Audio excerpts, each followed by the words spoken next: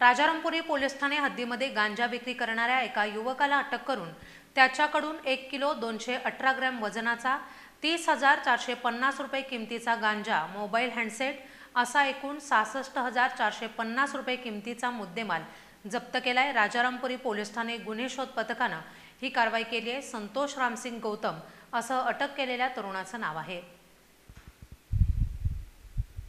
गुन्हे शोध पथकाचे पोलीस अंमलदार सहाय्यक फौजदार समीर शेख आणि अमोल पाटील यांना एक व्यक्ती पांढऱ्या रंगाच्या मोपेडवरून डिकीमध्ये गांजा घेऊन विक्री करण्याकरता राणीबाग इथे येणार आहे अशी खात्रीशीर बातमी मिळाल्यानं गुन्हे शोध पथकाचे पोलीस अधिकारी आणि अंमलदार यांनी सापळा रचून कारवाई केली।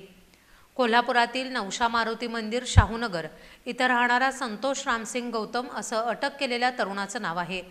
त्याची अंगझडती घेतली असता त्याच्या ताब्यात गांजा, मोपेड आणि मोबाईल हँडसेट असं साहित्य मिळून आलं। याबाबत चौकशी करता त्यानं आपण हा गांजा विक्री करता आणला असल्याची कबुली दिली आहे। त्याच्याकडून 1 किलो 218 ग्रॅम वजनाचा 30,450 रुपये किमतीचा गांजा, मोबाईल हँडसेट असा एकूण 66,450 रुपये किमतीचा मुद्देमाल जप्त करण्यात आलाय। राजारामपुरी पोलीस पुढील तपास करतायत।